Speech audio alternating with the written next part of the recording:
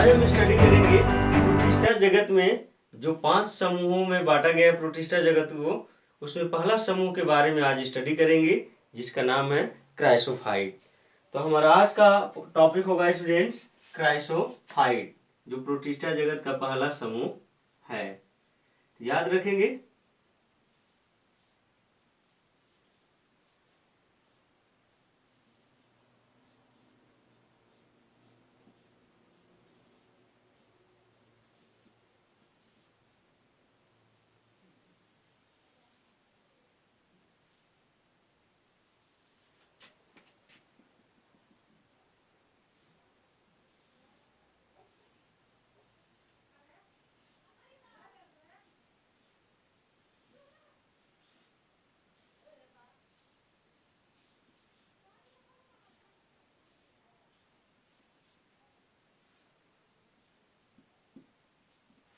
तो याद रखेंगे स्टूडेंट्स, हम प्रोटिस्टा जगत का पहला जो समूह है जिसमें आर.एच. हिडेगर ने समूह 5 समूहों में बांटा था कि इसको प्रोटिस्टा जगत को।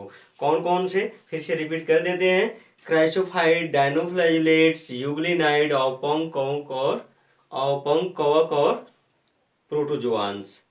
जो कि प्रोटोजोआंस को उन्होंने 4 समूहों में बांटा था। कौन कौन? अमीबॉइड प्रोटोजोआंस, फ्लैजिलेटेड प्रोटोजोआंस, सिलिएटेड प्रोटोजोआंस और स्पोरोजोआंस। तो इस तरह हम लोग एक एक करके पढ़ेंगे। तो पहला जो उसमें समूह था जिसका नाम है क्राइसोफाइट, इसके कैरेक्टर को देख लेते हैं। तो याद रखेंगे, पहले अब जानेंगे कि इसमें रखा किसे गया है। इसमें इसके अंतर्गत इस समूह के अंतर्गत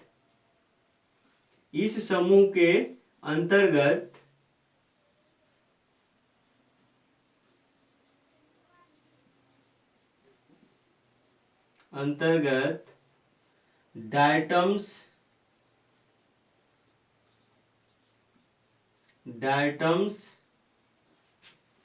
एवं सुनहरे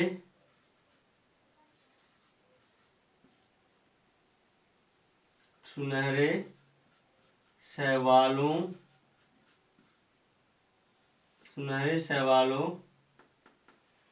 को रखा गया है।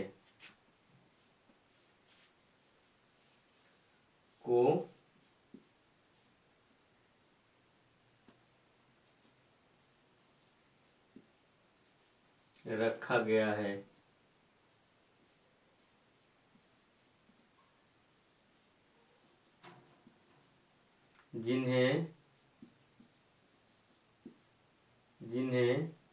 Desmids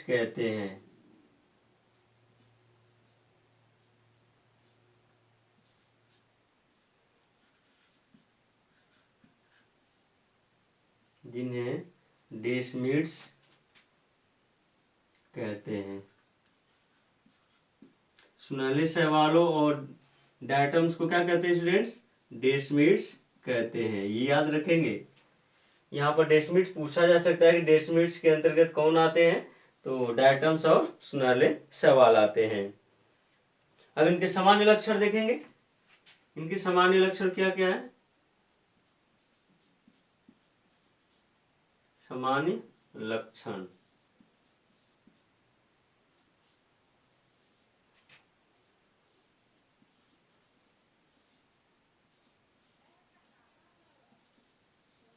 general characters. इनके सामान्य लक्षणों को देखेंगे स्टूडेंट्स। सबसे पहले कि इसमें जो भी आते हैं, चाहे डायटम्स आए चाहे सुनहरे शैवाल आए, ये स्वपोषी होते हैं क्योंकि प्रकाश संश्लेषण की क्रिया करते हैं। तो याद रखेंगे, ये प्रोटिस्ट जो होते हैं कहाँ पाए जाते हैं? समुद्र में ही पाए जाते हैं। डायटम्स और सुनहरे शैवाल समुद्र में पाए जाते हैं। लिखेंगे पहला इसका कैरेक्टर है कि ये सामान्यतः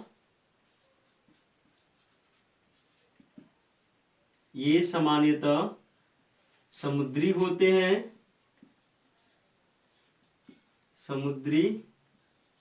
हैं।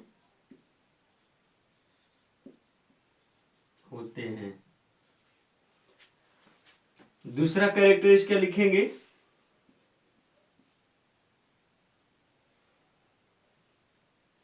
ये प्रकाश संश्लेषण द्वारा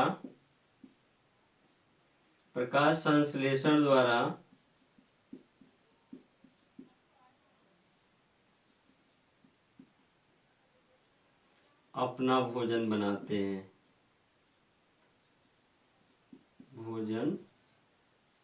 बनाते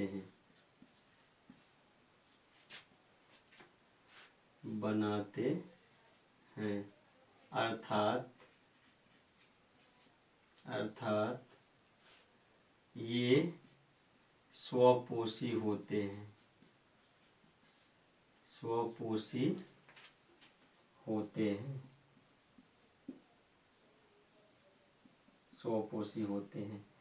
तीसरा कैरेक्टर इसका नोट करेंगे आप लोग। तीसरा कैरेक्टर स्टूडेंट्स कि इनकी कोशिका भित्ति किसकी बनी होती है। जो डायटम्स होते हैं तो याद रखेंगे इनकी कोशिका भित्ति भी पाई जाती है, क्योंकि ये प्रकाश संश्लेषण क्रिया कर रहे हैं तो पादप की तरह है, तो इनमें कोशिका भित्ति पाई जाती है। तो लिख लेंगे इनकी कोशिका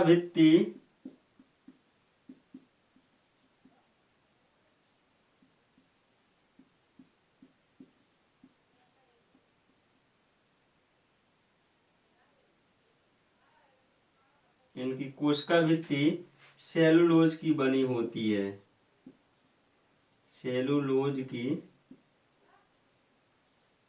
पूछा जाता है क्वेश्चन कि डायटम्स की कोशिका भित्ति किसकी बनी होती है। इनकी कोशिका भित्ति सेलुलोज की बनी होती है। याद रखेंगे डायटम्स की कोशिका भित्ति सेलुलोज की बनी होती है, जिनके यहाँ पर लिख सकते हैं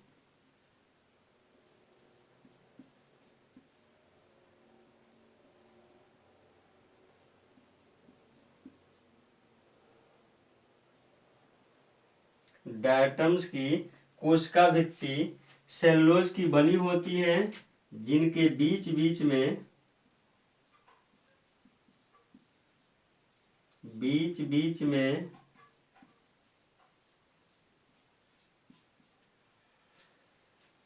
बीच में शीशे की तरह पदार्थ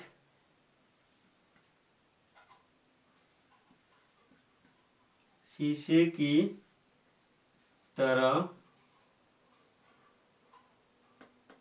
की तरह सिलिका पाई जाती है। शीशे की तरह सिलिका पाई जाती है।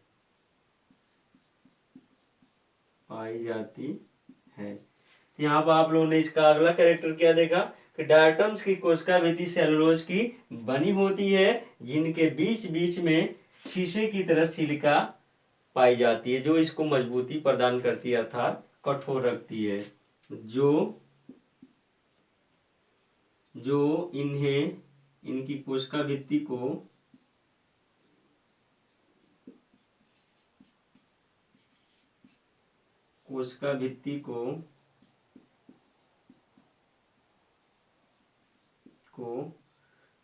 कठोर बनाती है।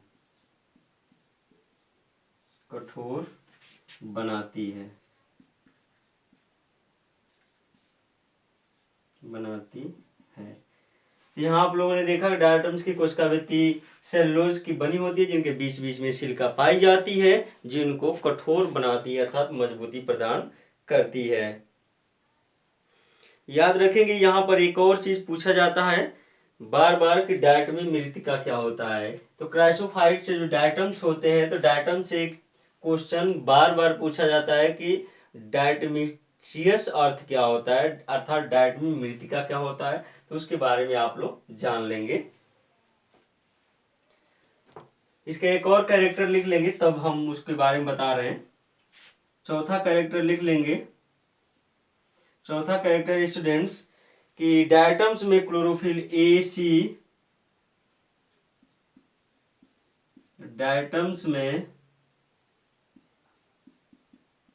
क्लोरोफिल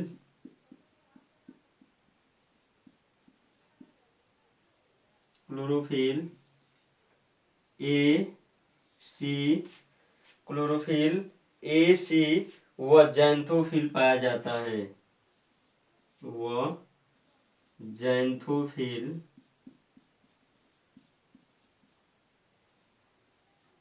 पाया जाता है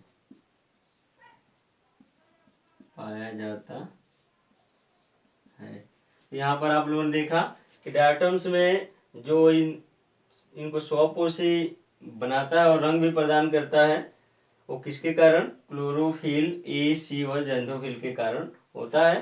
तो याद रखेंगे। अब हम उसका जो इम्पोर्टेंट पार्ट है उसको थोड़ा आपको बता दें कि डायटमी मृत्तिका क्या होता है। तो यहाँ पर डायटमी मृत्तिका को भी समझेंगे आप लोग। ये जियोग्राफी से लेकर बायोलॉजी तक ये क्वेश्चन पूछा जाता है कि डायटमी मृत्तिका क्या होता है। डायटमी मृत्तिका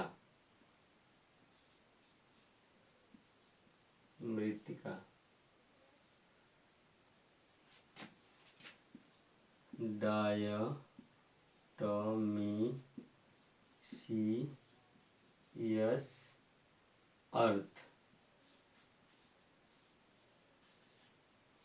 डायटमीसियस अर्थ याद रखेंगे। डायटमीसियस अर्थ क्या है? तो आपको हमने जस्ट इससे पहले इसका कैरेक्टर बताया था कि डायटम्स की कोशिका विधि सेलुलोज की बनी होती है। उनके बीच बीच में सिलिका का जमाव होता है, जिसके कारण की कोशिका भित्ति कठोर होती है अर्थात मजबूत होती है। हजारों करोड़ों वर्षों तक ये डायटम्स यदि जल के अंतर्गत, समुद्र के जल के अंतर्गत मर भी जाते हैं तो इनकी जो कोशिका भित्ति होती है वो कभी नष्ट नहीं होती, क्योंकि सिलिका का जमाव पाया जाता है, आपको पता है। तो इसके कारण हजारों करोड़ों वर्षों तक इनकी कोशिका भित्ति मरने के बाद भी समुद्र की सतह पर जमा होते रहते हैं। अर्थात समुद्र के बड़े भूभाग पर, समुद्र के किसी बड़े भूभाग पर डायटम्स की कोशिका भित्ति के अधिक जमाव हो जाता है। उसी प्लेस को डायटमी मृत्तिका के नाम से जानते हैं। तो लिख लेंगे इसके बारे में कि डायटम्स की कोशिका भित्ति सेलुलोज की बनी होती है। डायटम्स की कोशिका भित्ति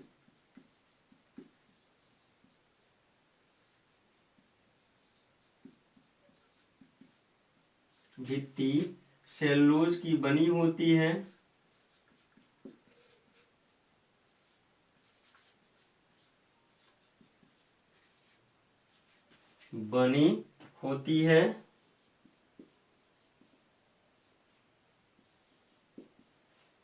जिसके बीच बीच में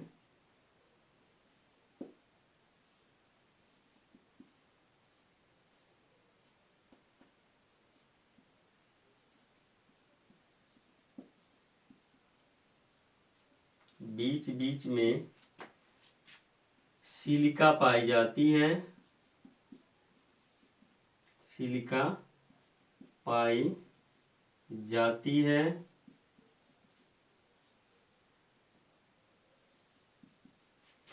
सिलिका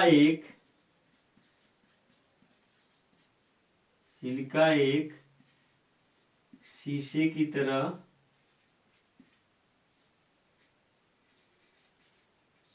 तरह पदार्थ है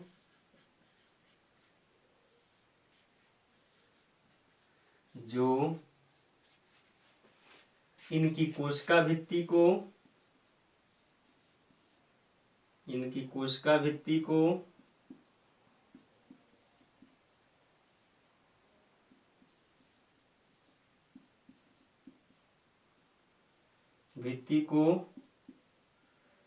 मजबूती प्रदान करता है या कठोर बनाए रखता है।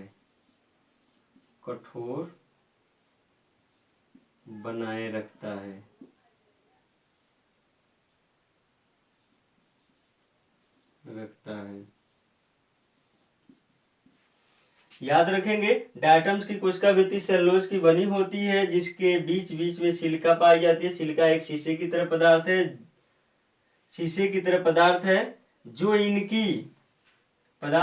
इनकी कोशिका भित्ति को कठोर बनाए रखती है। सिलिका एक बनाए रखती है। हजारों करोड़ों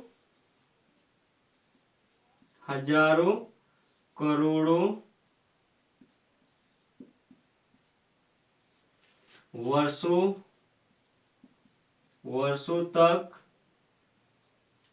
तक डायटम्स के मृत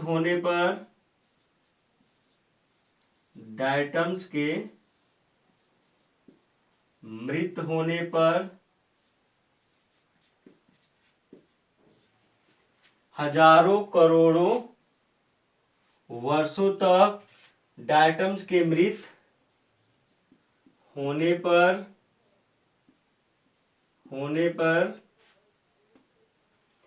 समुद्र के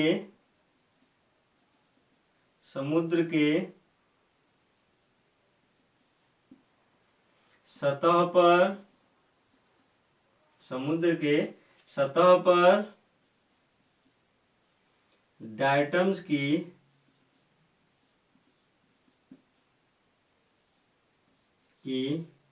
कोशिका भित्ति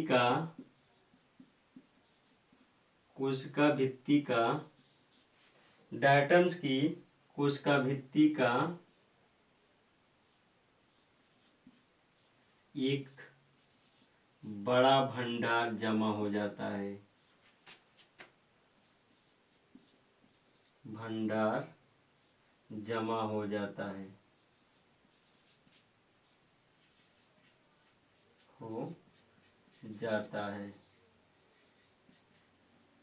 जिसे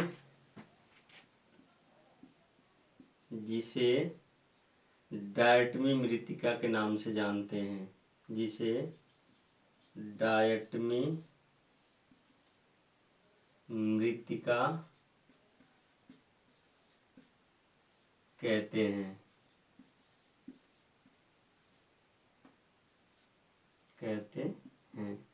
तो यहाँ पर आप लोगों ने देखा कि डायटम्स की कोशिका भित्ति का एक बड़ा भंडार समुद्र के किसी सतह पर जमा हो जाता है, उसी ही डायटमी मृत्तिका के नाम से जानते हैं या डायटमी मृत्तिका कहते हैं। इसका उपयोग किस में किया जाता है? तो इसका उपयोग रस को या तेल को छानने में एवं पॉलिश बनाने में किया जाता है। तो इसका उपयोग लिख लेंगे।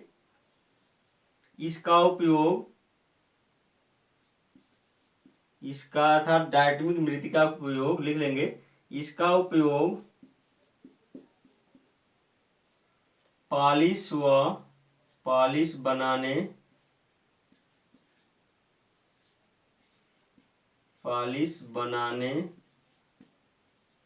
व तेल तथा रस को छानने में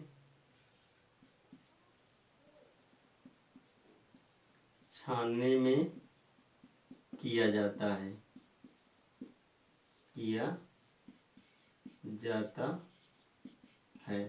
तो आप लोगों ने देखा यहाँ पर कि डायटमी मृत्तिका का उपयोग पॉलिश बनाने में व तेल तथा रस को छानने में किया जाता है। तो ये डायटमी मृत्तिका से कुछ महत्वपूर्ण तथ्य आपके सामने हमने दिए हैं। इसको आप लोग याद रखेंगे। बार बार क्वेश्चन ये पूछे जाते हैं, कॉम्पिटिटिव एग्जाम में भी यहाँ से क्वेश्चन पूछे जाते हैं कि डायटमी मृत्तिका का संबंध किससे या डायटमी मृत्तिका किसके अवशेष हैं। तो आप लोग डायटम्स के उसमें ऑप्शन सही डालेंगे।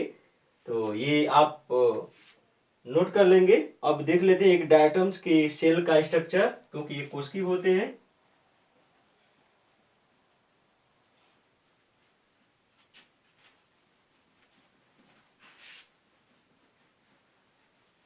एक डायटम्स का हम स्ट्रक्चर खींच रहे हैं, आप लोग ध्यान से बना लेंगे। स्ट्रक्चर हमने पहले ही बताया था कि स्ट्रक्चर बहुत ही इंपॉर्टेंट होते हैं बायोलॉजी में।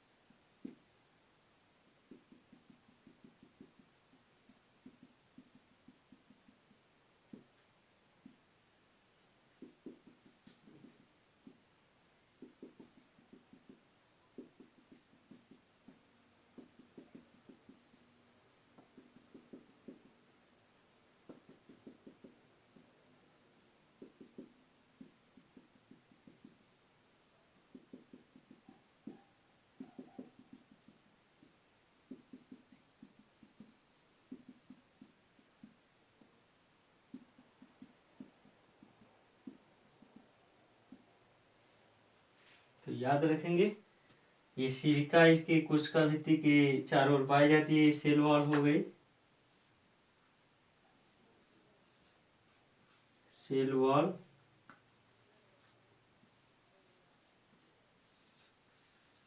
कोशिका भित्ति हो गई, और ये अंदर की सेल मेम्ब्रेन हो गई, सेल मेम्ब्रेन। ये हो गया न्यूक्लियस,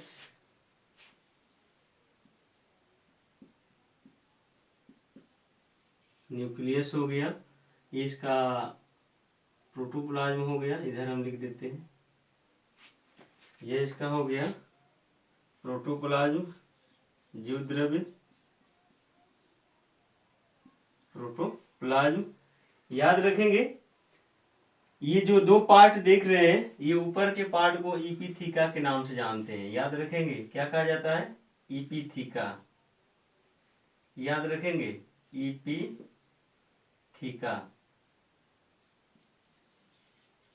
इपिथीका कहते हैं, जबकि नीचे के पार्ट को हाइपोथीका कहते हैं।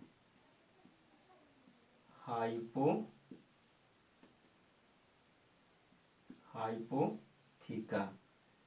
तो याद रखेंगे स्टूडेंट्स, ये डायटम्स का एक हमने स्ट्रक्चर खींचा है। अ सेल ऑफ डायटम, नीचे लिख सकते हैं a cell of diatoms, diatoms, a cell of diatoms.